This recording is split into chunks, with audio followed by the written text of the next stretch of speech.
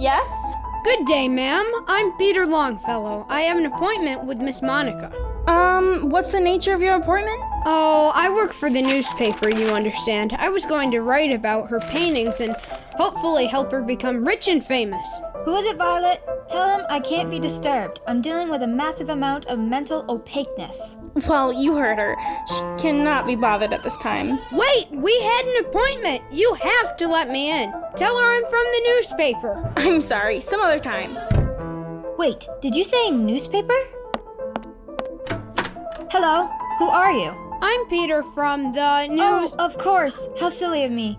I remember our appointment. Quite right. Violet, do make us some tea.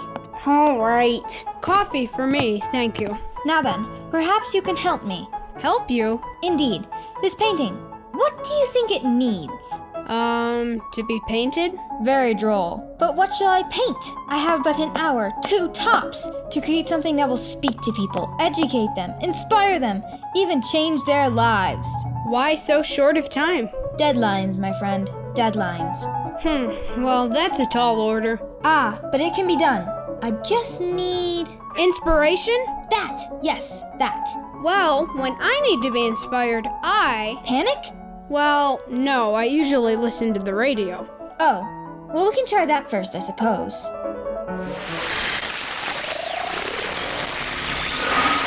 How's the painting coming along, Monica? Pretty good, Mr. Jacobs. I've decided I'm going to paint a self-portrait. Oh, a self-portrait, huh? Yeah, you know, a picture of myself. Oh, of course. Looks like you've got a good start. I've decided to make it a little more challenging and not use a mirror, which might have been a mistake. Why's that? You mean besides the fact that I can't remember everything about my face?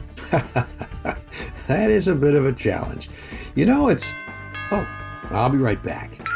Hey, Monica. Hi, Monica. Hey, Peter. Hi, guys. What are you doing? Painting a picture of myself. Oh, I don't think that looks like you at all. It's not done yet. Besides, it's all without using a mirror. It's not easy. No, but you might want to think about using one. You're not anywhere close. Yeah? Well, at least it's better than Olive Almond from school. She once tried painting a dog in art class, and it looked like a dinosaur. It was awful. I'd like to see that. You can. It's on the school webpage. Let me pull it up. See? Oh, that is really bad. Where's his head? What's going on here? Something funny? We were just laughing at this picture that Monica's classmate made. Isn't it great? Huh.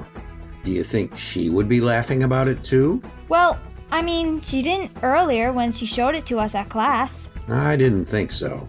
You know, making fun of others isn't a thing that God looks kindly on you guys. The Bible says in many places like Psalm 1:1 and Proverbs 17:5 that not only is this wrong, but it can also be dangerous. Dangerous? You mean the painting will hurt us or something because we laughed at it? Maybe a drama script will explain it in a way that you'll understand. I'll be right back. He didn't look very happy. I don't think I've ever seen him like that before. It happens every once in a while. So, what do we do now? I don't want him to yell at us.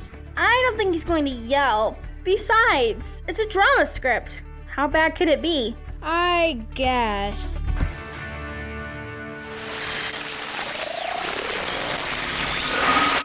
And now, from the garage of Lionel Jacobs comes the splendid poem, The Foolish Fool, an adapted biblical proverb about mockery.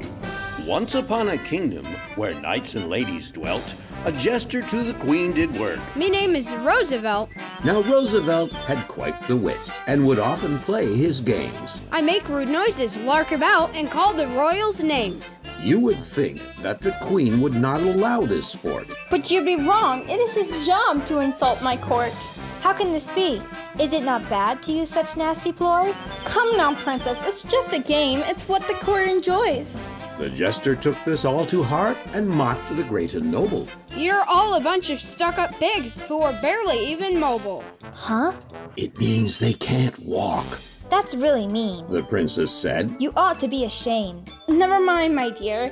He hardly can be blamed. For you see, he is a dunce, and mocking is his rule. He will never be as good as us. That's why he's called a fool.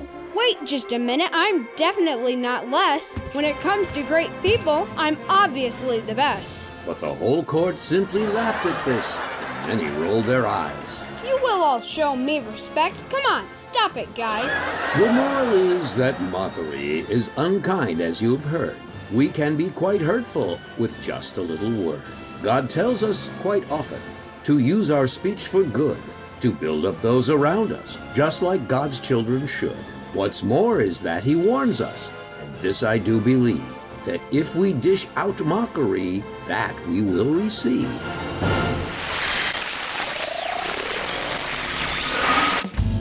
So, I guess I have some questions about the drama, about the jester, Mr. Jacobs. Oh? Don't act like you're surprised, Mr. Jacobs. You knew that we would need to talk about it, especially because we're making fun of that girl's painting before. Violet's right. We were the fools in the story. You made your point. Okay, so it wasn't really all that subtle. But what are your questions, Violet? Well, you made it pretty clear what we aren't supposed to do, but what are we supposed to do? If something is bad, can we not say that it is? If something is funny, can we not laugh at it? I see. And both questions can be answered the same way. We need to look at why we are laughing or saying anything. Not all laughter and criticism is making fun of people. Criticism? It means saying if something is good or bad. Right. Mockery is when we say or do something mean so that the other person feels less, or, more often, to make ourselves feel better than them. Oh, you're talking about being proud. Exactly. When we laugh or tell someone else that we don't like something, it needs to be because we're trying to make them feel better about themselves and help them grow. Ephesians 4:29 and 5:4 are just some of the places where God tells us that the words we say need to be full of love. So, when it comes to this picture that Monica's friend painted, what do we say? Well, the kind of thing to say might be complimenting the fun colors, or maybe asking if they had fun painting it.